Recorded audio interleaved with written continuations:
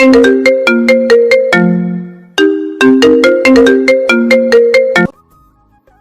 দরজার সামনে দাঁড়িয়ে আছি আর চোখ দিয়ে শুধু পানি পড়ছে, কারণ রুমের ভিতরে আমার আম্মু অসুস্থ।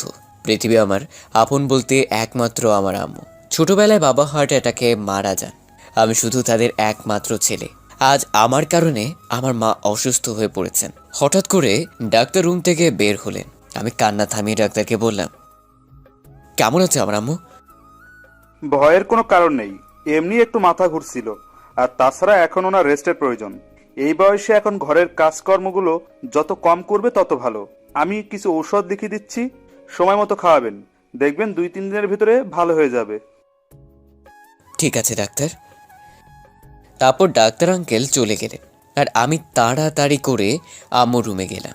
গিয়ে আম্মুর হাত ধরে কান্না করতে করতে বললাম, আম্মু, তুমি যাকে বিয়ে করতে বলবে আমি তাকেই বিয়ে করব। তবু তুমি নিজেকে এভাবে কষ্ট দিও না প্লিজ, আমি সইতে পারবো না। আম্মু আমার মাথায় হাত বুলিয়ে বললেন, সত্যি তুই আমার পছন্দের মেয়েকে বিয়ে করবি? হ্যাঁ আম্মু, আমি করব। তুমি যাকে বলবে আমি তাকেই বিয়ে করব। আম্মু একটু হেসে আমার চোখের পানি মুছে দিয়ে বলল, এই তো আমার লক্ষ্মী ছেলে। আমার কপালে একটা চুমু দিয়ে বললেন, আজকে আর অফিসে যেতে হবে না, বিকেলে আমাদের গ্রামের বাড়িতে যাব। আচ্ছা। তারপর আমি আম্মুকে নিজের হাতে স্যুপ বানিয়ে খাওয়ালাম আর ওষুধগুলো খাইয়ে দিলাম। আম্মু এখন ঘুমোচ্ছে আর আমি আম্মুর পাশে হাত ধরে বসে আছি আর নিজেকে নিজেই গালাগাল করছি। কারণ আমি যখন সকালে অফিসে যাচ্ছিলাম তখন আম্মু আমাকে বলে, চলেন সকালের কথায় ফিরে যাক। সকালে যাওয়ার আগে আপনাদের পরিচয় দিয়ে নিই। আমি ফুয়াদ, বাবা মার একমাত্র সন্তান। পড়ালেখা শেষ করে এখন একটা কোম্পানিতে জব করি। আমি যখন ছোট ছিলাম তখন বাবা মারা যান, আর বাকিটুকু গল্পর সাথে থাকেন, জানতে পারবেন। এভাবে আর কতদিন থাকবি? এবার একটা বিয়ে করে নে না। দেখো আম্মু, এখন আমি বিয়ে টিয়ে সম্পর্কে জড়াতে চাই না। তাছাড়া এখন বিয়ে করে সংসার জীবনের দায়িত্ব নিতে পারবো না। কেন পারবি না? প্রতিদিন তো তুই অফিসে চলে যাস, সারা দিন বাসার কত কাজ একা একা করতে হয় আমাকে। এই বয়সে এসেও কি একটু বিশ্রাম করতে পারবো না? তাহলে কাজে লোক রেখে দাও, কিন্তু আমি এখন বিয়ে করতে পারবো না। যখন ঘর থেকে বের হচ্ছি তখন কিছু একটা আওয়াজ হলো। পেছনেই তাকিয়ে দেখি আম্মু মেঝেতে পড়ে আছে। আম্মুকে মেঝেতে পড়ে থাকতে দেখে আমার পুরো পৃথিবী কয়েক মিনিটের মুহূর্তের জন্য থমকে যায়। দৌড়ে গিয়ে আম্মুকে কোলে তুলে রুমে নিয়ে যাই। তারপর অনেক ডাকাডাকির পরও জ্ঞান ফিরছিল না। আমার মনের মধ্যে একটা অজানা জেগে বসলো। আর দেরি না করে আমাদের ফ্যামিলি ডাক্তারকে কল করে বললাম বাসায় চলে আসতে। তারপর তিনি আসার পর কি কি হলো খানে তো জানেনি। মনের মধ্যে সে ভয়টা মুহূর্তেই উধাও হয়ে গেল। মায়ের মুখে হাসি দেখে যার মা আছে তার একটি জান্নাত আছে, আর আমি সেই মাকে কষ্ট দিয়েছি জানি না আল্লাহ আমাকে ক্ষমা করবেন কিনা। এসব ভাবতে ভাবতেই আমিও আম্মুর কোলে মাথা রেখে ঘুমিয়ে গেলাম। হঠাৎ করে আম্মুর ডাকে ঘুম ভেঙে গেল। দেখি আম্মু আমার সামনে দাঁড়িয়ে আছে। আমি কিছুটা অবাক হয়ে বললাম, আম্মু তুমি উঠলি কেন? তোমার এখন বিশ্রাম দরকার, প্লিজ তুমি শুয়ে থাকো। সারাদিন কি শুয়ে থাকবো? সকাল গড়িয়ে দুপুর হয়ে গেল, খাবি না? আয় খেতে আয়। আর কিছুই বললাম না। ঘড়ির দিকে তাকিয়ে দেখি 2টা বাজে। আমি উঠে ম্যানেজারকে ফোন করে বলে দিলাম আজকে আর অফিসে যাব না। বাবার রেখে যাওয়া পুরোটা সম্পত্তি একা দেখাশোনা করতে হয়, সেগুলোর জন্যই সময় পায় না। আবার বিয়ে করলে সংসার কিভাবে সময় দিব সেগুলো নিয়ে ভাবছি। আর বিয়ে করে উপায়ও নাই। মায়ের এখন বিশ্রাম দরকার, একা হাতে ঘরের কাজগুলো আর কতদিনই বা করবে। আর কিছুই না ভেবে আমি খাবার টেবিলে বসলাম। তারপর আম্মু ভাত বেড়ে দিল। তারপর আম্মু নিজের হাতে তুলে খাইয়ে দিতে লাগলো। প্রতিদিনই দেয়। খাওয়াতে খাওয়াতে আম্মু বলল, এবার একটা বিয়ে হয়ে গেলেই আমি বাঁচি। প্রতিদিন তোকে আর তুলে খাইয়ে দিতে হবে না, বউ এসে খাইয়ে দিবে। আমি তোমার হাত ছাড়া খাবোই না। আম্মু আমার কথা শুনে হাসতে লাগলো। তারপর আম্মুও খেয়ে নিল। আমি গিয়ে রেডি হয়ে নিলাম। এখন যাব গ্রামের বাড়ি, কেন জানো তা জানি না। তারপর আম্মু রেডি হয়ে নিল, আমিও গাড়ি বের করলাম। আম্মু গাড়িতে বসলো। আমি আম্মুকে বললাম, আম্মু গ্রামের বাড়িতে কেন যাব, আর কোথায় উঠবে? সোজা তোর খালার বাসায় উঠবো। কেন? গেলেই বুঝতে পারবে। এখন চল। তারপর আর কোনো কথা না বলে গাড়ি চালাতে লাগলাম। আপন মনে 1.5 ঘন্টার মধ্যে খালাদের বাসায় পৌঁছে গেলাম। আম্মু গাড়ি থেকে নেমে ভিতরে গেলেন আর আমি গাড়ি পার্ক করলাম। তারপর আমিও ভিতরে গেলাম। গিয়ে তো আমি অবাক, সবাই দেখি একজোট হয়ে বসে আছে। আজ প্রথম খালার খালুকে সালাম দিলাম। তারপর খালা আমাকে বসতে বলল। আমি আম্মুর পাশে গিয়ে বসলাম। আমার এখন একটু লজ্জা লাগছে, কারণ বাড়ির সবাই এক জায়গায় আর আমার দিকে কেমনভাবে যেন তাকিয়ে আছে। কি করব বুঝতেছি না। আমি আম্মুর কানে কানে জিজ্ঞেস করলাম, আম্মু ওনারা সবাই এভাবে তাকিয়ে আছে কেন? আম্মু হেসে জবাব দিলেন। নতুন জামাই দেখছে। কথাটা শুনেই চমকে গেলাম। বুঝতে আর বাকি রইল না আম্মু এখানে কেন এসেছে। নিশ্চয়ই খালামণির মেয়ের সাথে আমার বিয়ে দিতে এসেছে। কিন্তু এটা কি করে সম্ভব? ওই পেতনিটাকে বিয়ে করলে আমার জীবন নরক করে ছাড়বে। আর তাছাড়া আমার থেকে বয়সে কম করে হলেও 5-6 বছরের ছোট হবে। তাই আমি আম্মুকে কানে কানে বললাম, আম্মু তুমি যা ভাবছো তা ঠিক না। আমি পিচিটাকে বিয়ে করতে পারবো না। আম্মু অনেকটা রাগী কণ্ঠে বলল, চুপ, এখন অনেক বড় হয়ে গেছে, একবার দেখলে তো নিশ্চয়ই পছন্দ হবে। আর কোনো কথা বললাম না, চুপ করে বসে রইলাম। হঠাৎ করে খালামণি উঠে গেলেন। তারপর দেখলাম একটা রুমে ঢুকলেন আর খালু আমাকে বললেন, বাবা কিছু মুখে দাও। না খালু, আমি খেয়ে এসেছি। তারপর উনি হেসে হেসে আম্মুর সাথে কথা বলছে। সেদিকে আমার কোনো খেয়াল নেই। আমার মাথায় একটাই চিন্তা, ওই পেতনিটাকে নিয়ে। ছোটবেলায় বেড়াতে আসলে আমাকে এটাই জ্বালাতো যে ইচ্ছে করে খালাদের বাসে আসতাম না, আসা বন্ধই করে দেই। তারপর অনেক দিন দেখা হয়নি। জানি না এখন পড়াশোনা করে কিনা। এখন তো চেহারাটা দেখতে কেমন তাও ভুলে গেছি। ছোটবেলায় অনেক কিউট ছিল। আমি মাঝে মাঝে গাল ধরে টান দিতাম। জানি না এখনো কিউট কিনা। হ্যাঁ, যেমনই হোক আম্মুর পছন্দই আমার পছন্দ। হঠাৎ করে খালামণি রুম থেকে বের হলো। সামনের দিকে তাকিয়ে আমার চোখ কপালে উঠে যায়। এটা কি করে সম্ভব? কি করে এতটা বদলে গেল সে? এক নজরে তাকিয়ে আছি মেয়েটার দিকে, কারণ মেয়েটা এমনভাবে পর্দা করেছে যে তার সামনাসামনি বসলেও মনে হয় না ওর চোখ দুটি দেখতে পারবো। কি অপরূপ লাগছে। কালো মোজা হাতে এবং পায়ে সেই সাথে এত কঠিনভাবে হিজাব পড়েছে যে সেটা ভেদ করে তার চোখ দর্শন করার সুযোগ হবে না। আমরা সবাই উঠে দাঁড়ালাম আর আমিও উঠে দাঁড়ালাম। আমি রীতিমতো অবাক দৃষ্টিতে এক নজরে তাকিয়ে আছি মেয়েটার দিকে।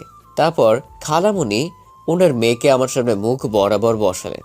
মেয়েটা আম্মু আমাকে সালাম করলেন। আমি তো ক্রাশ খাইছি ওর এরকম পর্দা করা দেখে। আমার জীবনে এই মেয়েটাই প্রথম যে এরকম কঠিনভাবে পর্দা করতে দেখলাম। আমি চুপচাপ বসে আছি আর আর চোখে ওর দিকে বারবার তাকাচ্ছি।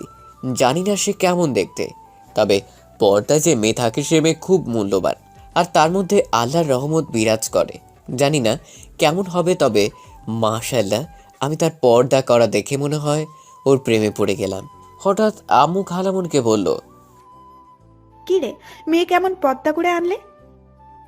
আসলে আমার মেয়ে মনে করছিল তোদের সাথে তোর ছেলে বাদে আরও ছেলে বন্ধুরা আসবে, তাই এরকম পর্দা করে এসেছে, কারণ ও পরপুরুষের সামনে বেপর্দায় চলতে পছন্দ করে না। এবার তোর মেয়েকে দেখা, কতদিন হলো দেখি না। তারপর খালামণি তার মেয়ের হিজাবটা আস্তে করে তুলে দিলেন। আমি সামনের দিকে তাকিয়ে মেয়েটাকে দেখে থমকে গেলাম। অবাক দৃষ্টিতে ওর দিকে তাকিয়ে আছি। জানি না এই রূপের বর্ণনা কিভাবে দিব। আমু তো দেখেই বলে উঠল, মাশাআল্লাহ, কি অপরূপ দেখতে রে। তোর মেয়েটা আমার ছেলে অনেক লাকি যে এমন একটা বউ পাবে। এর মাঝে খালু বললেন, তোমাদের কোনো কথা থাকলে বলতে পারো। শত হলেও তোমাদের দুজনের মতামতের একটা ব্যাপার আছে, কারো ইচ্ছার বিরুদ্ধে কিছু করা যায় না। আমি কিছু বলতে যাব তখন জান্নাত বলে উঠল, ও আপনাদের তো বলাই হয় নাই, জান্নাত হচ্ছে খালামণির মেয়ে। আমার কিছু কথা আছে ওনার সাথে। সবাই ওর দিকে এমন ভাবে তাকালো যেন মনে হলো ওর আগে এমন কথা শুনেনি। আমি অবশ্য খুশি হয়েছি, যাক একটু আলাদাভাবে কথা বলা যাবে তাহলে। তারপর আমাদের দুজনকে একটা রুমের ভিতর দিয়ে আসলো। দুজনের সামনাসামনি দাঁড়িয়ে আছি। এখন কি বলবো বুঝতে পারছি না। নীরবতা ভেঙে মেয়েটা যা বলল তা শুনে মুই একদম অবাক। এতদিন কোথায় মরছিলি কুত্তা? কথাটা শোনা মাত্রই ওর দিকে অবাক দৃষ্টিতে তাকাই। পিচিটার পাগলামি এখনো যায় নাই, এখনো আগের মতোই আছে। আমি একটু অবাক হয়ে নিজেকে স্বাভাবিক রেখে বললাম, এসব কি বলিস? আমি তোর বড়, আর তুই আমাকে তুই তাই করে বলিস? 100 বার বলমু, তাতে তোর কি? আমাকে বলছিস আবার আমার কি মানে? হুম, কি কিছু না। এবার সাহস নিয়ে বললাম, হ্যাঁ পেয়েছি, আমাকে বিয়ে করবে? ওই ওই, তুই কি বললি? আমি পিচ্ছি? কই না তো, তুই তো বড় হয়ে গিয়েছিস। ঢং কত! সেটা আবার কি? কিছু না।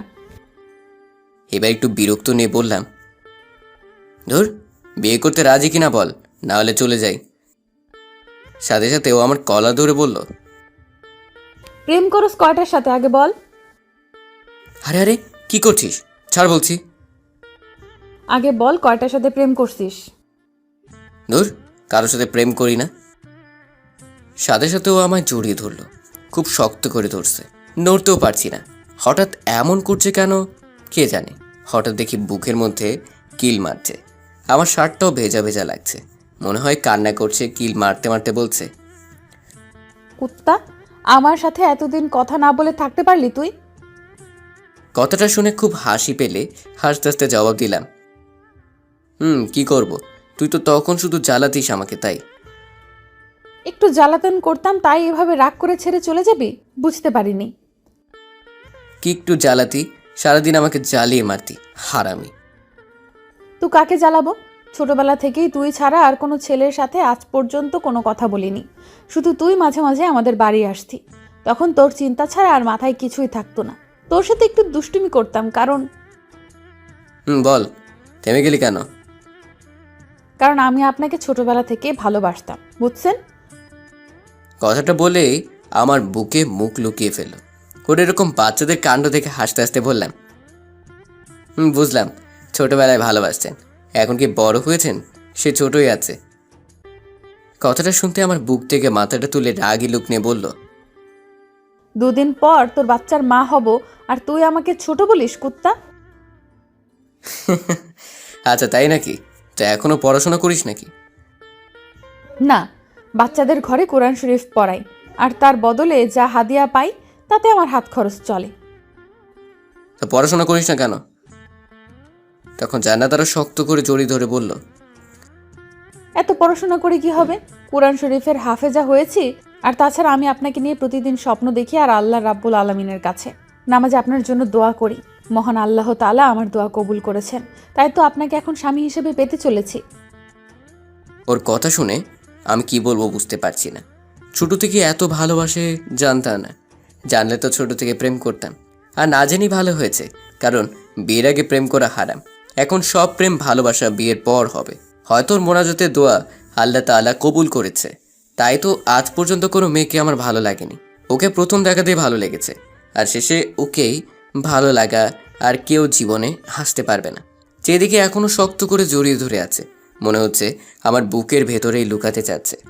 আমি ওর মাথায় হাত বোলাতে বোলাতে বললাম, এই যে এভাবে শক্ত করে জড়িয়ে ধরে আছেন, আমার যে শ্বাস নিতে কষ্ট হচ্ছে। হোক, এতদিন আপনি আমাকে অনেক কাঁদিয়েছেন, আজ তার শোধ তুলছি। তাই খুব ভালোবাসো আমায়, তাই না? নিজের থেকেও বেশি। আচ্ছা, অনেক ভালোবাসা দেখানো হয়েছে, এবার ছাড়ো। কেউ এসে পড়লে কি ভাববে বলো তো? কেউ আসবে না, কারণ সবাই জানে স্বামী স্ত্রী এখন প্রেম করতে ব্যস্ত। পিচ্চিটা তো দেখি পাকা পাকা কথা শিখেছে। কি কিছু না, বলেন আমায় কবে বিয়ে করবেন? আমি আর আপনাকে ছাড়া থাকতে পারছি না। কথাটা শুনে আমি ওর দিকে তাকালাম, যে দেখি ও আমার শার্টের বোতাম নিয়ে খেলা করছে, আর শরমে গালগুলো লাল হয়ে গেছে। আমি ওর থুতনি ধরে মুখটা তুলে বললাম, তুমি যখনই চাইবে তখনই নিয়ে যাব। আমি তো এখনই চাই। তাই? আচ্ছা চলো, তোমার আব্বুকে গিয়ে বলছি আজই বিয়ে দিয়ে দিতে। সত্যি? করবা? হুম। মানে? আমি রাজি আজকে বিয়ে করতে। আচ্ছা চলো, সবাই অপেক্ষা করছে। তারপর জান্নাত আমাকে ছেড়ে দিল। তারপর আবার হিজাবটা পরে নিল। তা দেখে আমি বললাম, আবার মুখ ঢাকলে কেন? বাহিরে পাশের বাসায় অনেক লোকজন আছে, আমি চাই না আমাকে কেউ দেখুক। তখন আন্টির কথায় হিজাবটা তুলছিলাম, না হলে কখনোই তুলতাম না। কারণ আমার সবটা সৌন্দর্য শুধু আপনার দেখার অধিকার আছে, আর কারণেই বুঝছেন। কথাটা শুনে আপনা আপনি মুখের কোণে হাসি ফুটে উঠল। কি বলবো বুঝতে পারছি না। এটা হাসি দিয়ে হাঁটা শুরু করলাম। তারপর দুজনে চলে এলাম বাহিরে। পিচিটা ওর মায়ের পাশেই বসেছে, আর আমি আমার মায়ের পাশে। আম্মু আমাকে কানে কানে ফিসফিস করে বলল, কিরে, কেমন লাগলো পিচ্ছিটাকে? দারুণ। আর ও নাকি আমাকে অনেক আগে থেকেই ভালোবাসে। জানি, তাই তো এই পিচ্ছিটা বউ করে নিয়ে যাচ্ছি, যাতে তোর মতো বাদরটাকে টাইট করতে পারে। আমি আর কিছুই বললাম না, শুধু ওর দিকে তাকিয়ে একটা হাসি দিলাম। আর আম্মু ওনাদের বললেন, তো ভাই, এবার তাহলে বিয়ের দিন তারিখ পাকা করা যাক। হ্যাঁ অবশ্যই, শুভ কাজে দেরি কিসের? তারপর আম্মু ওনাদের সাথে বিয়ের দিন তারিখ ঠিক করলো। তারপর আরও অনেক কথাবার্তা বলার পর রাতে খাবার দেওয়া হলো।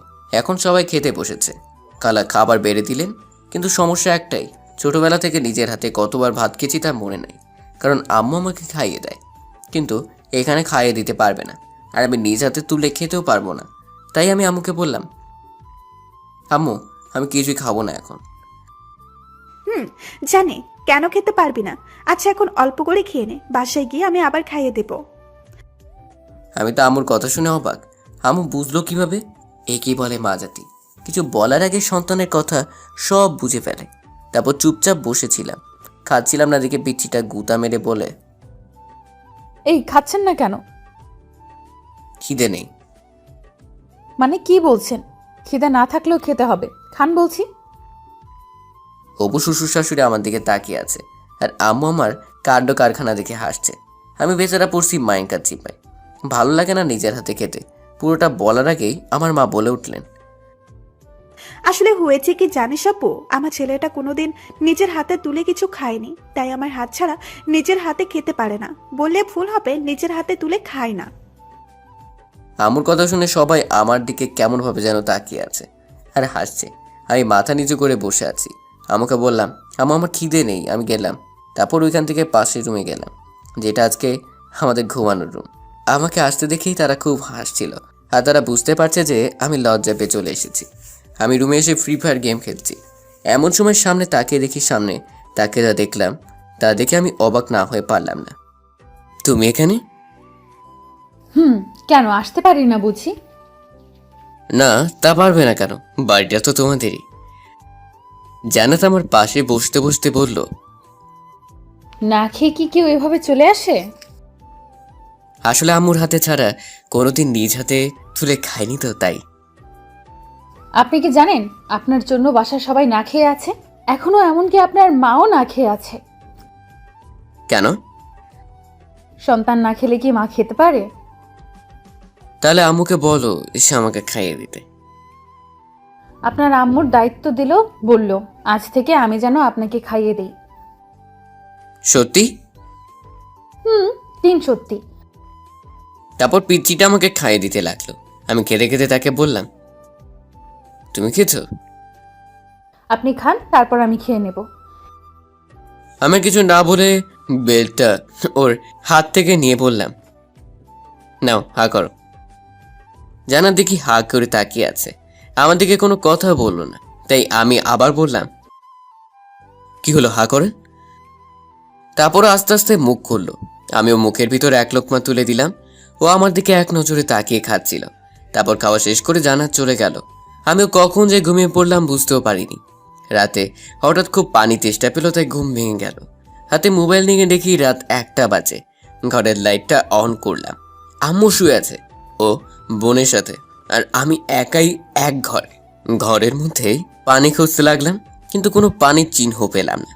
তাই বাধ্য হয়ে রুম থেকে বের হলাম। সবকিছু যেন কেন অন্ধকার দেখাচ্ছে। গ্রামের লোকেরা সাধারণত 10টার আগেই ঘুমিয়ে পড়ে, তাই তো কাউকে ডাকতে পারবো না। তাই নিজের ফোনের ফ্ল্যাশটা অন করে কিচেনের দিকে এগোতে লাগলাম। কিছুদূর এগোতেই কিসের গুনগুন শব্দ শুনতে পেলাম।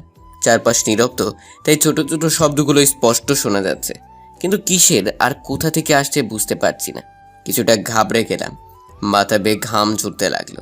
আর একটু সামনে গেলাম, সামনে গিয়ে দেখি শব্দটা আরো স্পষ্ট শোনা যাচ্ছে। ধীরে ধীরে কিচেনের রুমের পাশের রুমটার সামনে এসে থমকে গেলাম। এখান থেকেই শব্দটা শোনা যাচ্ছে, কিন্তু এটা তো জান্নাতের কামরা, এত রাতে ওর রুম থেকে কিসের শব্দ শোনা যাচ্ছে? ঘরের দরজাটা হালকা বেরোনো আর ভিতরে লাইট জ্বলছে। এবার একটু স্বাভাবিক হয়ে দরজাটা সরাতে লাগলাম। জান্নাতের ঘর থেকে কিসের গুনগুন শব্দ শোনা যাচ্ছে। সাত পাঁচ না ভেবে ওর ঘরের দিকে পা বাড়ালাম। দরজাটা খোলাই ছিল। দরজাটা হালকা সরিয়ে ঘরের ভিতরে উকি দিলাম। উকি দিতে আমি থ মেরে দাঁড়িয়ে গেলাম। নিজেকে বৃদ্ধ বললে গালাগাল দিতে লাগলাম। ঘরের ভিতরে নামাজ পড়ছে। বাহ, সুন্দর লাগছে দেখতে, একদম আসমানের পরীর মতো লাগছে। এতটাই অবাক হই যে কখন নামাজ শেষ হয়ে গেছে বুঝতে পারি না। পিচ্চি আমার সামনে এসে ধমক দিয়ে বলল, এই যে এত রাতে আপনি এখানে কি করছেন? আমি কিছুটা ভ্রু কুচকে জবাব দিলাম, হ্যাঁ না মানে আসলে পানি পিপাসে পেয়েছিল ঘর থেকে। বের হয়ে গুনগুন শব্দ শুনতে পেলাম তোমার ঘর থেকে, তাই দেখতে চলে আসলাম। এসে দেখি নামাজ পড়ছো, তাই অবাক হই। এতে অবাক হওয়ার কিছু নেই, তাহাজ্জুদের নামাজ পড়ছিলাম। এত রাতে? তাহাজ্জুদের নামাজ রাতেই পড়ে। ওহ, যার কপালে ভালো থাকবে সে এমন একটা বউ পাবে। এমন মেয়ে পাওয়া অনেকটাই কঠিন। আজকাল মেয়েরা রাতে নামাজ না পড়ে ফেসবুকে ইউটিউবে ভিডিও দেখে, আর আমার হুবু বউটা একদম তাদের থেকে উল্টা, কপালটা ভালো। এরপর জান্নাত বলল, শুনুন, একটা কথা বলি, আশা করি কথাটা আপনি রাখবেন। জি বলো। অবশ্যই রাখবো, বলো। আমাদের বিয়ের তো আর 2 দিন বাকি আছে, তাই আপনাকে এই 2 দিন আমার থেকে দূরে থাকতে হবে। আমার সাথে কথা বলতে পারবেন না। আমি একটু অবাক দৃষ্টিতে তাকিয়ে বললাম, কেন? দেখুন, প্রথম যেদিন আপনাকে আমি জড়িয়ে ধরেছিলাম সেদিন আমি পাপে লিপ্ত হয়েছিলাম। একটা নারী বিয়ের আগে কোনো পরপুরুষের সামনে বেপরদায় চললেও তার গুনাহ হয়। আর আমি সেদিন আপনাকে জড়িয়ে ধরেছি, কথা বলতেছি। আসলে সেদিন নিজের আবেগটাকে সামলাতে পারিনি, এতদিনের ভালোবাসার মানুষটাকে সামনে পেয়ে জড়িয়ে না ধরে থাকতে পারিনি। কিন্তু আবেগটা কেটে যাওয়ার পর বুঝতে পেরেছি কাজটা ঠিক হয়নি। তাই প্রতি নামাজ পড়ে আল্লাহ রাব্বুল আলামিনের কাছে ক্ষমা প্রার্থনা করি। জানি না ক্ষমা করবেন কিনা, কিন্তু আমার এইটুকু বিশ্বাস আছে আপনি পরম করুণাময়, ক্ষমাশীল। তিনি আমাদের দুজনের পাপ নিশ্চয়ই ক্ষমা করবে। কিন্তু প্রতিবার জেনে বুঝে ইচ্ছাকৃতভাবে যদি আমি আপনার সাথে কথা বলি তাহলে উনি আমাকে কখনো ক্ষমা করবে না। তাই তাতে আমাদের দুজনের আমল নামায় কোনো পাপ কাজের সামিল না হই, সেজন্য এই 2 দিন আমাদের দুজনকে দুজনের থেকে আলাদা থাকতে হবে। কোনো কথা তো দূরে থাক, আপনার সামনেও যেতে পারবো না। তার মানে এই না যে আমার মনে আপনার জন্য ভালোবাসা নেই। আমার মনে আপনি কতটা জায়গা জুড়ে আছেন তা আমি আপনাকে বলে বোঝাতে পারবো না, কিন্তু তার চাইতে বেশি ভয় আল্লাহর আছে। তাই আমাদের দুজনের মঙ্গলের জন্য বলছি, আর মাত্র 2 রাত্র আপনাকে আমার চোখের আড়াল হয়ে থাকতে হবে। দয়া করে আমার এই ইচ্ছাটা পূরণ করুন। জান্নাত কতগুলো বলেই চুপ করে রইল, মাথা নিচু করে দাঁড়িয়ে রইল। আর আমি মনে নিজেকে ধন্য মনে করছি। সত্যি কি এসব বাস্তব নাকি কল্পনা? কতটা ভালোবাসলে একটা মেয়ে তার উপবরের জন্য আল্লাহর কাছে ক্ষমা প্রার্থনা করতে পারে? হয়তো তার ভালোবাসার বিশালতা আমার থেকেও বেশি। আমি আর কথা বললাম না, একটা হাসি দিয়ে মাথা নিচু করে বললাম, তুমি যা বলবে আমি তাই করব। বলেই সেখান থেকে আসতে যাব, তখন সে আবার ডাক দিল। শুনুন, পিছনে মুখ করে তাকিয়েছিলাম, এক বৃদ্ধ তার দিকে তাকায়নি। মাথা নিচু করে বললাম, জি বলুন। আর একটা কথা ছিল, রাখবেন? বলো। আমাদের বিয়েটা ঘরোয়া হলে খুব খুশি হতাম। না মানে কোনো অনুষ্ঠান বা গায়ে হলুদ করানোর দরকার নেই, কারণ বিয়েতে গায়ে হলুদ হারাম।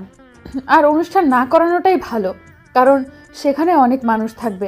আমি আপনার পাশে বসে থাকবো, হাজার হাজার মানুষ আমার রূপ সৌন্দর্য উপভোগ করবে, ছবি তুলবে, ভিডিও করবে।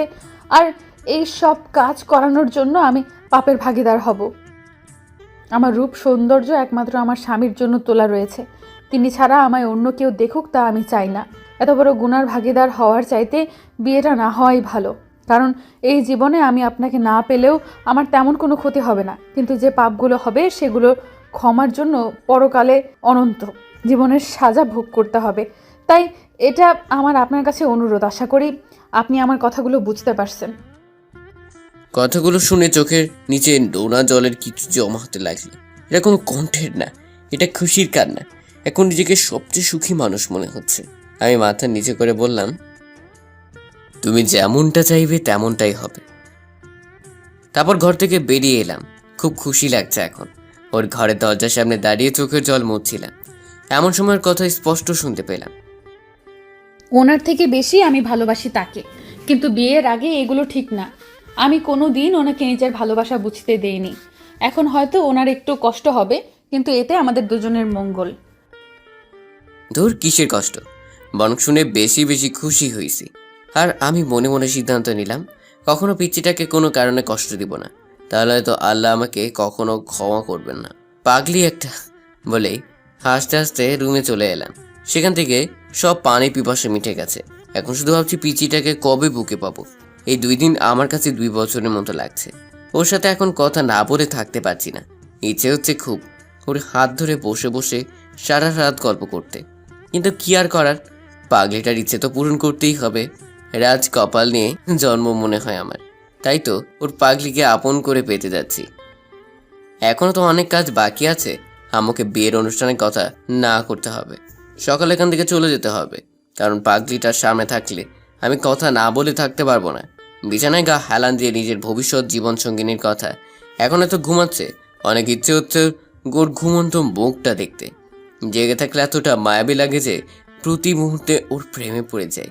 আর রাগলে তো কথাই নাই, গালগুলো লাল টমেটোর মতো হয়ে থাকে, বলে বোঝাতে পারবো না তখন কি অপরূপ লাগে। এসব ভাবতে ভাবতেই কখন যে ঘুমের দেশে চলে গেলাম বুঝতেই পারি নাই। হঠাৎ আম্মুটাকে ঘুম ভেঙে গেল, বুঝতে বাকি রইল না সকাল হয়ে গেছে। মরার মতো ঘুমাস নাকি? এত ডাকছি শুনতে পাস না? উঠ বলছি। হবু শ্বশুর বাড়িতে এত ঘুমালে লোকে কি বলবে? আমি উঠলাম আর আম্মু হাত ধরে আমার পাশে বসালাম আর বললাম, আম্মু তোমার সাথে কিছু কথা ছিল। হ্যাঁ জানি, আর কিছু বলতে হবে না। মানে তুমি কি করে জানো?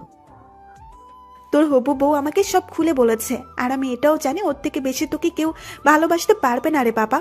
একটা মেয়ের মোনাজাতে থাকাটা যে কতটা সৌভাগ্যের ব্যাপার তা তুই কোনো দিন বুঝবি না। আর কিছু বললাম না। আজ খুব সুখী মনে হচ্ছে নিজেকে, মনে হয় আমার জীবন পূর্ণতা পেয়েছে। আচ্ছা শোন, তুই শহরে যা আর বৌমার জন্য কিছু গয়নাগাটি কিনে নিয়ে আয়। ওকে। তারপর আম্মু চলে গেল। আমি উঠে ফ্রেশ হয়ে নিলাম। আম্মু এসে ঘরে নাস্তা দিয়ে গেল। তারপর নাস্তা করে আম্মু আঙ্কেল আন্টির কাছ থেকে বিদায় নিয়ে বেরিয়ে পড়লাম শহরে যাওয়ার উদ্দেশ্যে। এর মাঝে ওকে দেখিনি, হয়তো পরিবারের সবাই সম্মতি দিয়েছে, খুব ভালো হয়েছে। এমন মেয়ে যদি প্রতিটা ঘরে হয় তাহলে আজ প্রতিটা বাবা মা তাদের সন্তানদের নিয়ে গর্ব করতে পারত। এখন আপন মনে গাড়ি চালাচ্ছি, তবু পিজিটার কথা মনে পড়ছে। 2 দিন ওকে থাকতে না পারাটা এখন আমার কাছে পাহাড় সমান কষ্ট মনে হচ্ছে। বুকের ভেতরটা হাহাকার উঠে গেছে। হঠাৎ করে পকেটে রাখা ফোনটা টুং করে বেজে উঠল। মেসেজ আসছে, কিন্তু কে দিল বুঝতে পারছি না। আম্মু তো কোনোদিন মেসেজ দেয় না, ডিজে কল দেয়। তাই আর কিছু না ভেবে গাড়িটা এক সাইডে দাঁড় করালাম। তারপর পকেট থেকে ফোনটা বের করলাম। মেসেজটা দেখে আমার মন যেন খুশিতে নাচতে শুরু করলো, কারণ মেসেজটা পিচ্ছি ছিল। লিখেছিল, সাবধানে যাবেন আর গাড়ি আস্তে চালাবেন, ঠিক সময় খেয়ে নেবেন। আপনার জন্য আজ থেকে আমিও না খেয়ে থাকবো। যতক্ষণ না জানতে পারবো আপনি খেয়েছেন কিনা ততক্ষণ আমিও কিছু খাবো না। আর হ্যাঁ, রাস্তায় মেয়েদের দিকে একদম তাকাবেন না, তাকালে চোখ তুলে ফেলবো। আর তাহলে আপনাকে বিয়ে করব, কারণ আমি চাই না আমার ভালোবাসার ভাগ কাউকে দিতে। শুধু আমার জন্য তুলে রাখবেন। নিজের খেয়াল রাখবেন। আল্লাহ হাফেজ। মেসেজটা দেখে চোখের কোনো জল জমে গেল। এত সুখ কপালে শুইবে তো? সত্যি একটা পাগলি। মেসেজের রিপ্লাই দিতে গিয়ে ভাবলাম, রিপ্লাই দেওয়াটা কি ঠিক হবে নাকি চিন্তায় পড়ে গেলাম। ও তো বলেছিল কোনো কথা না বলতে। ভাবছিলাম কি করা যায়। এমন সময় একটা বুদ্ধি এলো, এর জন্য একটা গিফট দিব, তবে সেটা বাসরাতে দিব বলেই গাড়ি স্টার্ট দিলাম। গাড়ি চলছে আপন গতিতে, আর মনের মধ্যে পিচিটার জন্য টান বেড়েই চলেছে। ইচ্ছে হচ্ছে এখনই দৌড়ে ওর কাছে চলে যাই, কিন্তু কি করব, আমার হাত পা বাঁধা, চাইলেও যেতে পারবো না। পিচিটা একটা ইচ্ছে প্রকাশ করেছে, আর আমি যদি তা পূরণ করার না পারি তাহলে কি করে ওর ভালোবাসা পাবো? যতটাই কষ্ট হোক না কেন আমি আর একদিন ওর থেকে দূরে থাকবো। আপন মনে ওর কথা ভেবে গাড়ি চালাচ্ছিলাম।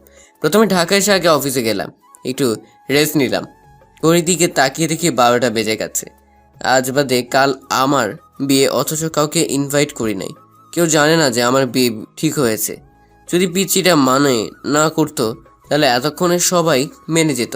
যাই হোক, সেসব নিয়ে ভাবছি না। রাতের মধ্যে আমার গ্রামের বাড়িতে কি ফিরতে হবে, কিন্তু ওদের বাসা যাওয়া যাবে না, নিজেদের বাসায় গিয়ে উঠতে হবে। আর সেখানে একটা রাত একাই কাটাতে হবে। অপেক্ষা করছি কখন আর একটা দিন পার হবে। অপেক্ষা করা যে কতটা কষ্টের তা সেই জানে যে মনে থেকে কাউকে ভালোবাসতে জানে, আর যে ভালোবাসতে জানে সে অপেক্ষা করতেও জানে। অফিস থেকে ম্যানেজার সাহেব সব কাজকর্ম বুঝিয়ে দিয়ে আমি বেরিয়ে পড়লাম শপিংয়ে যাওয়ার উদ্দেশ্যে। অফিসের পাশেই খুব বড় একটা শপিং মল আছে, তাই চলে গেলাম। খুব সুন্দর শাড়ি দেখতে পাচ্ছিলাম। আমার তো নীল রং বেশি পছন্দ, তাই খুব সুন্দর দেখে একটা নীল শাড়ি কিনলাম। জানি ওর পছন্দ হবে কি না, কিন্তু আমার কাছে বেশ লাগছে। তারপর আরও বেশি কিছু কেনাকাটি করলাম। আম্মুর কথা মতো কিছু গয়নাও কিনলাম। আম্মুর আসার আগে কী কী গয়না লাগবে তার একটা লিস্ট লিখে দিয়েছিল, তাই কিনতে অসুবিধা লেখো। কারণ আম্মু ভালো করে জানে আমার গয়না সম্পর্কে তেমন ধারণা নেই। কেনাকাটা করে শপিং মল থেকে বেরিয়ে পড়লাম। ঘড়ির দিকে তাকাতে আমি অবাক, চোখ কপালে উঠে গেল। শপিং করতে করতে কখন যে 2টা বেজে গেল বুঝতে পারলাম না। মনে হয় এখনো মা জননী খায় নাই। আমি জানি আমি দুপুরে যতক্ষণ না খাবো ততক্ষণ একজন না খেয়ে থাকবেই, আর সে হলো আমার আম্মু। আবার আজকে থেকে নাকি পিচ্চিটাও না খেয়ে থাকবে আমার জন্য। এমন করলে কি চলে? একজনের জন্য সবাই না খেয়ে থাকবে। নিজেকে নিজেই গালাগাল করতে লাগলাম। আমার খুব ক্ষুধা লেগে গেছে, তাই প্রথমে গিয়ে একটা রেস্টুরেন্টে প্রবেশ করলাম। খাবার অর্ডার দিতেই ফোনটা বেজে উঠলো। বুঝতে পারলাম এটা আমার আম্মু ছাড়া কেউ দেয়নি, তাই তাড়াতাড়ি ফোনটা রিসিভ করলাম। হ্যালো বলতেই আম্মু বলল, কিরে বাবা, কিছু খেয়েছিস? হেই তো আম্মু, মাত্র খেতে বসলাম, তুমি খেয়ে নাও। আচ্ছা তুই খেয়ে নিস, আর সাবধানে আসিস কিন্তু। আচ্ছা, কিন্তু আমি যে তোমার হাতে ছাড়া খেতে পারি না সেটা তো তুমি ভালো করে জানো। এখন তো এটা বলছিস, আজ বাদে কাল বউ আসলে তখন মায়ের হাতের খাবার খেতে ভালো লাগবে না, তখন বউয়ের হাতে খেতে ভালো লাগবে। এমনটা কখনো হবে না। আমি সবসময় তোমার হাতেই খেতে চাই। হয়েছে, আর বলতে হবে না, চুপচাপ খেয়ে নে। ঠিক আছে, এবার একটু সাহস নিয়ে আমাকে বললাম। আম্মু খেয়েছে। আম্মু আমার কথা শুনে হাসতে হাসতে বলল, না, তোরও খাইনি। আমাকে বলছে যতক্ষণ তুই না খাবি ততক্ষণও খাবে না। এবার একটু শরম লাগলো। তাতে কি হয়েছে? মাই তো, ও তো সব জানেন। তাই আবার একটু সাহস নিয়ে বললাম, আম্মু তুমি ওকে ডেকে বলো খেয়ে নিতে, যাতে আমি শুনতে পাই। বাবা, আমার ছেলে দেখি 2 দিনে বউ পাগল হয়ে গেছে। এ মানে আম্মু, আমার যে এখন শরম লাগছে তা আমার ঠিকই বুঝতে পেরেছে। তা আম্মু বলল, হয়েছে, থাক, আর লজ্জা পেতে হবে না। না, এখনই বলছি। তারপর আম্মু জান্নাতকে ডাকতে লাগলেন। জান্নাত মা, জান্নাত, এদিকে আয় তো। জি আন্টি, আসছি। কিরে মা, আসপাতে কাল আমার ছেলের বউ হবি, আর তুই এখনো আন্টি বলে ডাকছিস? আম্মু বলে ডাকতে পারিস না? আচ্ছা আম্মু বলে ডাকবো। এখন যা, খেয়ে নে। না মানে আম্মু, উনি খেয়েছেন। উনি খেয়েছে, এখন যা, তুই খেয়ে নে। তো দুপুর গড়িয়ে বিকেল হতে চললো। উনি এখন কোথায়? ঠিকমতো শহরে পৌঁছেছেন তো? হ্যাঁ, উনি ঠিক মতো শহরে পৌঁছেছে। এবার যা, তুই খেয়ে নে, আর চিন্তা করতে হবে না। আচ্ছা আম্মু, আপনি খাবেন না? আপনিও তো সেই সকাল থেকে কিছু খাননি। হ্যাঁ, তুই যা, আমি আসছি। তারপর জান্নাত চলে গেল, আর আম্মু আমাকে বলল, হয়েছে, এবার খুশি তো? এবার তুইও একটু খেয়ে নে, আসার সময় সাবধানে আসবি। ঠিক আছে আম্মু, তাই হবে। তারপর আম্মু ফোন রেখে দিল, আর আমি খাবার টেবিলে বসে বসে ওর এইমাত্র কথা বলাগুলো রেকর্ড করে নিয়েছি। ওর এইটুকু কথা বলাগুলো আবার শুনলাম, খুব ভালো লাগছে। অজানা খুশির ঝড় বইছে। প্রতিবারই ওর প্রেমে পড়ে যাই ওর কথাগুলো শুনে। ওর জন্য ভালোবাসা এতটাই বেড়েছে যে এখন প্রতিটা মুহূর্তে মনে পড়ে। ওর কথা ভাবতে ভাবতে খাওয়া শেষ করলাম। মায়ের হাতে খাওয়া ছাড়া ভালো লাগে না, কোনো রকম খেলাম। তারপর বিল পরিশোধ করে বেরিয়ে পড়লাম সেখান থেকে। অফিসে চলে গেলাম। দুপুরে খাওয়া দাওয়ার পর আমি সাধারণত সবসময় বাসায় গিয়ে 2-3 ঘন্টা ঘুমাই। আজকে আর বাসায় গেলাম না, কেবিনে এসে চেয়ারে বসে গা হেলান দিয়ে শুয়ে রইলাম। কখন যে ঘুমিয়ে গেলাম বুঝতেও পারিনি। ম্যানেজার সাহেব এসে ঘুমের 12টা বাজিয়ে দিল। তিনি এসেছিলেন একটা ফাইল সই করে নিতে।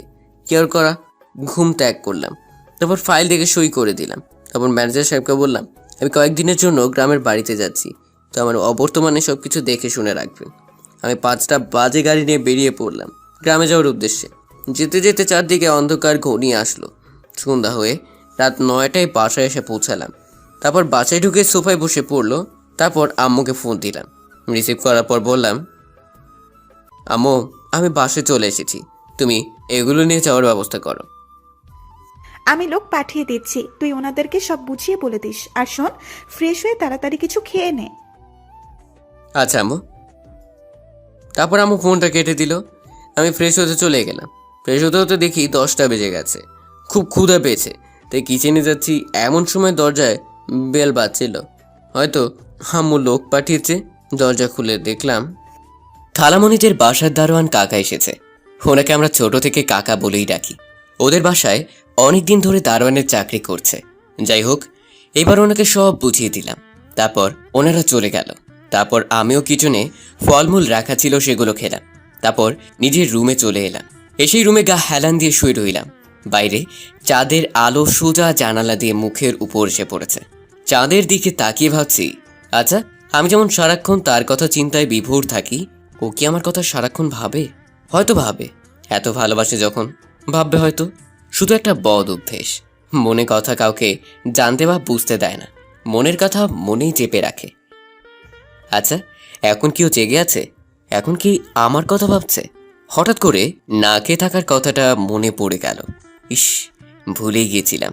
এই কথাটা তো ওকে জানাতে হবে যে আমি খেয়ে নিয়েছি, না হলে তো না খেয়ে পুরো রাতটা পার করবে। তাড়াতাড়ি আম্মুকে ফোন দিলাম। রিসিভ করার পর আম্মুকে বললাম, আম্মু তুমি খেয়েছো? তুই খেয়েছিস? আম্মু আমি খেয়েছি, এবার তোমারও খেয়ে নাও প্লিজ। ঠিক আছে, তাহলে এখন ঘুমিয়ে পড়। আচ্ছা। কল কেটে দিল। যাক বাবা, ভাগ্যিস মনে পড়লো, না হলে মনে হয় সারা রাত দুটি মানুষ না খেয়েই থাকতো। তারপর কখন যে ঘুমিয়ে পড়লাম মনেই নাই। ভোরের দিকে মোবাইলটা হঠাৎ টুং টুং করে বাজতে শুরু করলো। মনে হয় অফিস থেকে এসেছে। কিছুক্ষণ পর মেসেজ আসা বন্ধ হয়ে গেল, কিন্তু ফোন বাজতে শুরু করলো। ঘুম ঘুম চোখে তাকিয়ে দেখি জান্নাতের নাম্বার। লাফ মেরে উঠে বিছানায় বসে পড়লাম। দেরি না, কলটা রিসিভ করলাম। হ্যালো বলার সাথে সাথেই কলটা কেটে দিল। মন চাচ্ছিল ফোনটা আছাড় মারি। আবার টুং করে মেসেজ আসলো। সিন করে দেখি একটানা 4টা মেসেজ আসলো। সে বলছে, আসসালামু আলাইকুম। অনেক তো ঘুমিয়েছেন, এবার উঠুন, যান গিয়ে নামাজ পড়ে আসুন। আজ থেকে প্রতিদিন 5 ওয়াক্ত নামাজ পড়বেন, না হলে বিয়ে করবো না বলে দিলাম। শেষ মেসেজ ছিল, ওই আপনি কল রিসিভ করলেন কেন? আমি আপনাকে ফোন দিছি আপনাকে জাগানোর জন্য, কথা বলার জন্য নয়। যান গিয়ে নামাজ পড়ে আসুন। আর নামাজ পড়ে এসে ঘুমাবেন না, একটু হাঁটাহাঁটি করবেন, শরীরের ক্লান্তি দূর হবে। আর ঠিকমতো নাস্তা খেয়ে নেবেন। আল্লাহ হাফেজ। মেসেজগুলো পড়েই হাসতে হাসতে পেট ব্যথা হয়ে গেল। মনে পিছিটা জেনে গেছে আমি ওর প্রতি দুর্বল হয়ে গেছি, তাই তো এটা করেন ওটা করেন, না হলে বিয়ে করব না বলে হুমকি দেয়। যাক, যা বলছে ভালোর জন্যই বলছে। এমন একজন জীবনসঙ্গী পাওয়া ভাগ্যের ব্যাপার, যে সকালে ঘুম থেকে তুলে বলবে যাও নামাজ পড়ে আসো। তারপর আর কিছু না ভেবে হাসি মুখে উঠে ফ্রেশ হয়ে নামাজ পড়তে গেলাম। নামাজ পড়া শেষে আমাদের বাড়ির পিছনে মাঠে খোলা হাওয়ায় হাঁটাহাঁটি করছিলাম। সকালে এই মনোমুগ্ধকর হাওয়া মনের মাঝে এক অন্যরকম অনুভূতি তৈরি করে, কিন্তু সেটা কি বুঝতে পারিনি। হঠাৎ মনের মাঝে খেয়াল এলো, যদি এখন পিচ্চিটা যদি আমার সাথে থাকতো, দুজনে একসাথে হাত ধরে থাকতাম, ভালো লাগতো। ভাবতে আমার মনটা খুশিতে নাচতে লাগলো। তখন মনে মনে নিয়ত করলাম, বিয়ের পর প্রতিদিন ওকে নিয়ে বাহিরে খোলা বাসাতে হাঁটাহাঁটি করব। এসব ভাবছি, এমন সময় কে যেন পেছন থেকে সালাম দিল। পিছনে তাকিয়ে দেখি, আসসালামু আলাইকুম। বেশি অবাক হইনি, কারণ এটা ছিল রিয়াজ জান্নাতের সাথে আগে পড়াশোনা করত। সে কালো বোরকা পরে আছে, ম্যাচিং করা মোজা দেখতে খুব সুন্দর লাগছে। আমি তার সালামের জবাব দিলাম এবং বললাম, আরে রিয়া, তুমি এত সকালে কোথায় যাচ্ছ? প্রাইভেট পড়তে যাচ্ছি দুলাভাই। ও আচ্ছা, তো স্কুল কখন যাবে? 8:30টায় স্কুলের ক্লাস শুরু হয়, এতক্ষণ স্যারের কাছে কোচিং করি। ঠিক আছে, সাবধানে যাও। আচ্ছা, যদি কিছু মনে না করেন তাহলে একটু সাহায্য করবেন? মনে করার কি আছে, বল কি সাহায্য করতে পারি? আমাকে একটু এগিয়ে দিয়ে আসবেন স্যারদের বাসা পর্যন্ত। আসলে ওখানে কিছু বখাটে ছেলে আমাকে প্রতিদিন জ্বালাতন করে। কি এত বড় সাহস? চলো দেখি কে তোমাকে ডিস্টার্ব করে। তারপর রিয়া কিছু না বলে হাঁটা শুরু করলো। আমিও তার পিছনে হাঁটা ধরলাম। কিছুক্ষণ পর একটা জায়গায় এসে দাঁড়ালাম। পাশেই স্যারদের বাসা, আর রাস্তার ওপারে কিছু পোলাপান দাঁড়িয়ে আছে। দেখে বোঝাই যায় 9, 10-এ পড়ে। তারপর রিয়া আমাকে বলল, দুলাভাই, ওই ছেলেগুলোই আমাকে প্রতিদিন ডিস্টার্ব করে। আচ্ছা তুমি ভিতরে যাও, মন দিয়ে পড়াশোনা করো। আমি ওদের দেখছি, আর তোমাকে এই স্কুলে দিয়ে আসবো আজকে। ঠিক আছে দুলাভাই। তারপর রিয়া ভিতরে চলে গেল, আর আমি ছেলেগুলোর কাছে গেলাম। বাচ্চা ছেলে, এই বয়সে এমন করবেই, স্বাভাবিক। তাই বেশি কিছু বলি নাই, ভালোভাবে বুঝালাম, মেনে গেল। দেখতে দেখতে 8টা বেজে গেল। রিয়া কোচিং থেকে বের হলো। তারপর আমাকে বলল, কি ব্যাপার দুলাভাই, কি বলছে ওরা? আমি ভাবলাম রিয়াকে একটু রাগাই, তাই বললাম, ওরা বলল তুমি নাকি ওদের মধ্যে একজনকে ভালোবাসো। কি এত বড় সাহস আমার নামে মিথ্যে বলা! দাঁড়ান, আজকে ওদের উচিত শিক্ষা দেব। এই বলে রিয়া হাঁটা শুরু করলো, আর আমি পরিস্থিতি হাতে বাহিরে যাওয়ার আগেই ওর পথ আটকে দাঁড়াই। দাঁড়িয়ে দাঁড়িয়ে হাসছি। এমন সময় রিয়া আমাকে ধমক দিয়ে বলল, আপনি কেমন দুলাভাই? হ্যাঁ, ওরা আপনার শালিকার নামে মিথ্যে অপবাদ দিল আর আপনি হাসছেন। আরো ওরা তোমার নামে মিথ্যা অপবাদ দেয় নাই, আমি তোমার সাথে একটু মজা করলাম আর কি। কি, আপনি এমনটা করতে পারলেন? দাঁড়ান, বাসায় জান্নাতের কাছে বিচার দিব আপনার নামে। হ্যাঁ কি বলছো? আমি তো একটু মজা করলাম, এখানে তোমার জান্নাতকে টানার কি দরকার? ফাজলামো করার আগে মনে ছিল না? আচ্ছা সরি, এরপর থেকে আর মজা করব না। তবু তুমি জান্নাতকে কিছু বলিও না। ওকে, তবে এক শর্তে। শর্ত মানলে জান্নাতকে কিছু বলবো না। কি শর্ত বলো? 1000 টাকা দিন, তাহলে বলবো না। এত টাকা দিয়ে কি করবে তুমি? যা ইচ্ছে তাই করব। আপনাকে দিতে বলছি, দেন, না হলে। এভাবে টাকা হাতে নেওয়া কি ঠিক হচ্ছে? দিবেন কিনা তা বলুন। দিচ্ছি তো, এত রাগ দেখাও কেন? কিছুই করার নাই। অবশেষে মানিব্যাগ থেকে সকাল সকাল 1000 টাকা খরচ হয়ে গেল। টাকা হাতে দিতে রিয়া বলল, চলুন, এবার আমাকে স্কুল পর্যন্ত এগিয়ে দিয়ে আসুন। চলো। তারপর দুজনে হাঁটতে হাঁটতে কথা বলছিলাম, কখন যে স্কুলের সামনে এসে গেছি টের পেলাম না। তারপর রিয়া বলল, আচ্ছা দুলাভাই, আপনি সকালে নাস্তা করেছেন? না এখনো করিনি, বাসে গিয়ে করে নিব। তারপর রিয়া ব্যাগ থেকে একটা বক্স বের করলো এবং আমার হাতে দিয়ে বলল, এই নিন, এখানে জান্নাত নাস্তা বানিয়ে পাঠিয়েছে। আমাকে বলল আপনাকে দিয়ে দিতে, খেয়ে নেবেন। আচ্ছা। তারপর রিয়া স্কুলে চলে গেল। আমি বক্সটা হাতে করে নিয়ে খুশিতে হাসতে হাসতে বাড়িতে চলে এলাম এবং টেবিলে বসে হবু বউয়ের দেওয়া নাস্তাগুলো সেরে নিলাম। বিছানায় গা হেলান দিয়ে ভাবছিলাম, কাল আমার বিয়ে, কেমন একটা ফিলিংস অনুভব করছি, একটু লজ্জাও লাগছিল। এসব ভাবতেই তারপর আম্মুর সাথে একটু ফোনে কথা বলে নিলাম। আগামীকাল আমাদের বিয়ে, সকাল 10টার দিকে। কাজী অফিসে বিয়ে হবে, আর খাওয়া দাওয়ার ব্যবস্থা জান্নাতের বাসায়। কিছু ফকির মিসকিন আর এতিমদের খাওয়ানোর কথা বলছে। যাক, ভালোই হয়েছে। অন্তত গরিবদের খাইয়ে যদি কিছু নেকি অর্জন করা যায় তাহলে তো খুবই ভালো, আর সুখের হবে আমাদের সংসার, জীবন, ইনশাআল্লাহ। মোবাইলে ফেসবুক চালাতে চালাতে কখন যে ঘুমিয়ে পড়লাম বুঝতেই পারি নাই। হঠাৎ ঘুম ভেঙে গেল, বিছানা থেকে লাফ দিয়ে উঠলাম। জীবনে প্রথম দুঃস্বপ্ন দেখলাম। আমার মাথা বেয়ে ঘাম ঝরতে শুরু করলো। তাড়াতাড়ি করে 1 গ্লাস পানি খেয়ে নিলাম। হঠাৎ ঘুমিয়ে পড়ায় দুঃস্বপ্ন দেখে চমকে উঠলাম। দুঃস্বপ্ন হলো আমার হবু বউকে নিয়ে। হঠাৎ ও আমার স্বপ্নে এলো, কিন্তু সে একটা বিছানায় বসে ছটফট করছে আর জোরে জোরে কান্না করছে। আমি কাছে গিয়ে ওর হাতটি ধরায় তার কান্না থেমে গেল। সে জ্ঞান হারিয়ে ফেলল। তারপর ওকে জড়িয়ে ধরে কাঁদতে লাগলাম। কেন জানি না হঠাৎ এমন স্বপ্ন দেখলাম, বুকের ভিতর ধুপ করে উঠল, চোখে নিচে নোনা জল জমতে লাগলো। কেন এত ভয় করছে আমার? তবে কি সে আমাকে ছেড়ে চলে যাবে? সত্যি কি আমি তাকে সারা জীবনের জন্য আপন করে পাবো না? এসব ভাবতে ভাবতেই বুকের মাঝে ঠিক বাম দিকটার হৃৎপিণ্ডে ব্যথা অনুভব করলাম। এখন আমার ওকে নিয়ে ভাবতে ভয় করছে। যদি স্বপ্নটা সত্যি হয় তাহলে আমি কি করব?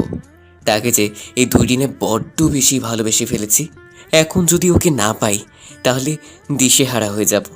আর কিছু ভাবতে পারলাম না, সব কিছু কেমন যেন গুলিয়ে যাচ্ছিল। আমি আম্মুকে ফোন দিলাম, একটু কথা বলে নিলাম, ওর ব্যাপারে খোঁজ খবর নিলাম। আম্মু সব কিছু ঠিক আছে, চিন্তা করার কোনো দরকার নেই। আম্মুকে স্বপ্নের কথাটা বললাম। আম্মু হেসে বলল, স্বপ্ন কখনো সত্যি হয় না, কিন্তু আমার মনের ভিতর কেমন যেন ভয় হচ্ছিল। আম্মুর সাথে কথা বলার পর ভয়টা দূর হলো। দেখতে দেখতে সময় পার হয়ে গেল, দুজন দুই দিকে, অথচ খেয়ালি পনায় মিশে একাকার হয়ে রয়েছে। তবে কি এটাই ভালোবাসার লক্ষণ? শুনছিলাম প্রেমে পড়লে নাকি সবকিছু রঙিন লাগে। রাতের আকাশে তারার মেলা দেখে মনে হচ্ছে হয়তো এই প্রান্তে বসে সে আমার চিন্তায় ডুবে রয়েছে। ভাবতে ভাবতেই সকাল হয়ে গেল। আমি তো পিচ্ছি ছেলে, তাই তেমন একটা বর সাজানো হলো না। অফিসে যেভাবে যাই সেভাবেই কাজী অফিসে গেলাম। সবাই উপস্থিত, শুধু কাজী সাহেবের কাজটাই বাকি। এখন আমার পাশে বসে আছে আমার পিচ্চি বউটা। জানি না কেমন লাগছে ওর মুখ। ভঙ্গি দেখে বোঝার উপায় নেই যে সে লজ্জা পাচ্ছে নাকি, কারণ সে পুরোপুরি পর্দায় নিজেকে আড়াল করে রেখেছে। পিছন থেকে রিয়া চিমটি মেরে বলল, দুলা ভাই, যদি আমার বান্ধবীকে আপনি কষ্ট দেন তাহলে কিন্তু আপনার খবর আছে। আসলে রিয়া একটু বেশি পাক না, সবসময় মজা করে, কিন্তু মনটা খুব ভালো। আমি রিয়ার কথা শুনে হাসি আটকে রাখতে পারলাম না, তাই হাসতে হাসতে বললাম, এতটা সুখে রাখবো যে পাড়া প্রতিবেশীরা বলে পুড়ে মরবে। তারপর আর কোনো কথা বললাম না। তারপর ওর দিকে আর চোখে তাকাচ্ছিলাম, কিন্তু আমার মনে হয় না যে ও আমার দিকে একবারও তাকিয়েছে। চুপ করে মূর্তির মতো বসে আছে। অবশেষে কাজী সাহেব বিয়েটা পড়িয়ে দিলেন। শুরু হলো নতুন এক জীবন। আমার একার জীবনে নতুন জীবন যোগদান হয়েছে। আম্মুর কাছে গিয়ে সালাম করলাম দুজনেই। তারপর শ্বশুর শাশুড়ি মাকে সালাম করলাম। পাশে রিয়াই দাঁড়িয়েছিল, দাঁড়িয়ে দাঁড়িয়ে হাসছে। জিজ্ঞেস করলাম, হাসছো কেন? রিয়া হাসতে হাসতে বলল, আজ যদি আমি তোমাদের মতো বড় হতাম তাহলে তোমরাও আমার পায়ে ধরে সালাম করতে। রিয়ার কথা শুনে সবাই হাসতে লাগলো, কিন্তু পিচ্চিটা যে কেমন আর চোখে তাকিয়ে আছে রিয়ার দিকে, এমন মনে হলো যেন ওর বিন্দু পরিমাণ হাসি পায় নাই। রিয়াকে ফিসফিস করে জিজ্ঞেস করলাম, হেই, তোমার বান্ধবীর মুড অফ কেন? আপনার উপর রাগ করেছে হয়তো। ও মা, কি বলছো? কেন রাগ করবে? সেটা তো আমি জানি না, আপনি জান্নাতকে গিয়ে জিজ্ঞেস করে দেখেন। আচ্ছা, ওর রাগ ভাঙাবো কি করে? বেশি কিছু না, একগুচ্ছ গোলাপ ফুল নিয়ে দিয়ে হাতে ধরিয়ে দেবেন, ব্যাস, আর কিচ্ছু করতে হবে না। জান্নাতের গোলাপ ফুল খুব পছন্দ। সত্যি? এতেই হয়ে যাবে? হুম। তারপর সবাই মিলে বাসায় চলে এলাম। সেখানে কিছু গরিবদের খাওয়ানোর ব্যবস্থা করা হয়েছে, কিছু রিলেটিভরাও রয়েছে। আমি কিছু গরিবদের খাবার সার্ভ করে দিলাম। সবার খাওয়া দাওয়া শেষ হতে হতে বিকেল হয়ে গেল। আমরা তারপর বিদায় নিলাম। জান্নাতের বাসা থেকে পিচ্চিটা অনেক কান্নাকাটি করছিল আসার সময়। মোটেও ভালো দেখায় না কাঁদলে তাকে। এখন গাড়িতে বসে আছি, পিচ্চিটা আর আমি পিছনে বসে আছি, আর আম্মু সামনে। পিচ্চিটা এখনও কান্না করছে, কাঁদতে কাঁদতে বুকটা মলিন হয়ে গেছে। তাই আমি ওকে সান্ত্বনা দেওয়ার জন্য বললাম, এই যে, এত কান্না করতে হবে না। তোমার যখন বাড়িতে আসতে মন চাইবে আমাকে বলবা, আমি দিয়ে যাব। এখন কান্না থামাও। তারপর আমি ওর চোখের পানি মুছে দিলাম। তবুও কেঁদেই চলেছে, চোখের পানি যেন শেষ হয় না। আম্মুর কান্না দেখে বলল, আরে মা, তুই কাঁদছিস কেন? তুই তো আমার বৌমা হয়ে আমাদের বাড়িতে যাচ্ছিস। তুই আমার বোনের মেয়ে, তাই তুই আমারও মেয়ে। আর তোর যখন মন চাইবে তোর বাবা মাকে দেখতে আসতে পারিস। ফুয়াদ তোকে নিয়ে আসবে রে। ফুয়াদ, আনবি না? হ্যাঁ আম্মু। তারপর অনেক বুঝিয়ে সুঝিয়ে কান্না থামালাম। তবুও এতদিন পর মা বাবাকে ছেড়ে যাচ্ছে, কষ্ট তো হবেই। তাই আমি আর কিছুই বলিনি। কিন্তু ও যে নীরবে কান্না করছে তা আমি জানি। আমি কোনো কথা না বলে হাত বাড়িয়ে ওর চোখের পানি মুছে দিলাম। চোখটা কেমন লালচে হয়ে গেছে। আমি ওর চোখের পানি মুছে দেওয়ায় কেমন যে মায়াবী নজরে তাকিয়ে আছে আমার দিকে। ওর চোখে চোখ রাখতেই ওর চোখের নেশায় পড়ে গেলাম। আমিও তাকিয়ে আছি এক নজরে। সে আর কোনো কথা না বলে আমার ডান হাতটা জড়িয়ে ধরে কাঁধে মাথা রাখলো। আমি একটু অবাক হলাম, হঠাৎ হাত ধরলো তো, তাই আর কি। এমনিতেও রেস্ট দরকার। আমিও কিছুই বললাম না। চোখ বুজে হাত ধরে কাঁধে মাথা রেখে বসে আছে। ঘুমিয়ে তো যায়নি, হয়তো চোখ বুজে কিছু একটা ভাবছে।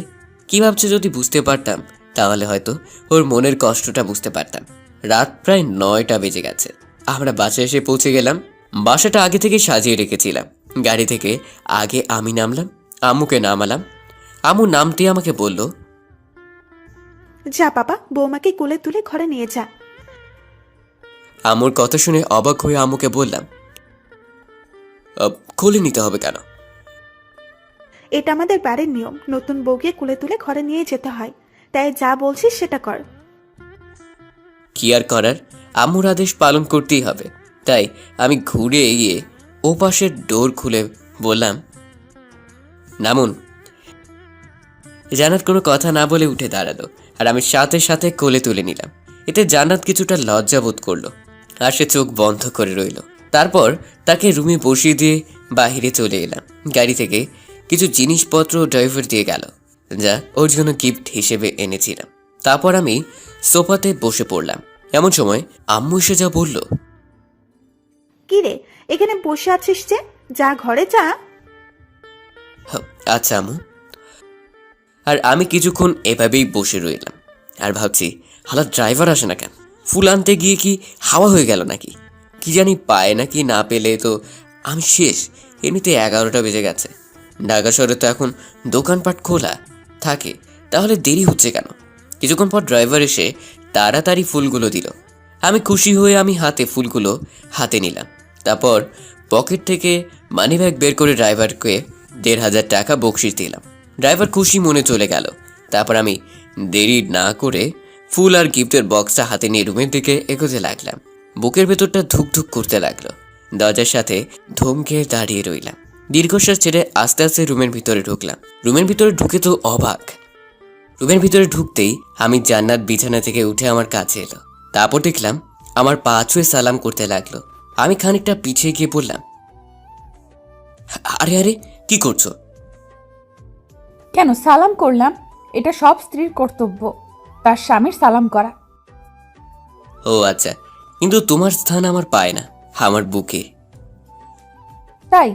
কিন্তু আচ্ছা, আপনি এক হাত পেছনে রেখেছেন কেন? আর এই হাতে এই বক্স কিসের? এই নাও, এটা ধরো। এই বলে বক্সটা ওর হাতে দিলাম। ও কিছুটা ভ্রু কুঁচকে জবাব দিল, কি এটাতে? দেখেই নাও। তারপর জান্নাত বক্সটা খুলতে লাগলো। খুলে দেখতেই জান্নাত আমার দিকে অবাক দৃষ্টিতে তাকিয়ে আছে, কারণ বক্সের ভিতরে রাখা আছে 2 সেট বোরকা, জান্নাতের পছন্দের কালারের, আর একটা কোরআন শরীফ, তসবিহ আর প্রয়োজনীয় দ্রব্য সামগ্রী, আর কিছু অর্থ ছিল। আমি জান্নাতের দিকে তাকিয়ে বললাম, পছন্দ হয়েছে? জান্নাত কিছু বলছে না, চুপ করে বক্সে রাখা ছিল জিনিসগুলো হাতিয়ে দেখছে। তাই আবার জিজ্ঞেস করলাম, কি হলো, কিছু বলছো না কেন? পছন্দ হয় নাই তোমার? সে আমার দিকে নজর তুলে তাকাতেই আমার বুকের ভিতরে ঢুক করে উঠল। সে আবারও কাঁদছে, আর চোখে জলে স্পষ্ট দেখতে পাচ্ছি আমি। একটু ঘাবড়ে গেলাম, আর কিছুটা ভ্রু কুঁচকে ওর আর একটু কাছে গিয়ে জিজ্ঞেস করলাম, আরে কাঁদছেন, কি হয়েছে? পছন্দ হয়নি এগুলো? সে কান্না ভেজা কণ্ঠে জবাব দিল, আপনি কি বোকা? এগুলো কি না পছন্দ হওয়ার জিনিস? আমার খুব ভালো লেগেছে, এবং আমার কাছে সব থেকে বেশি মূল্যবান উপহারের মধ্যে একটা।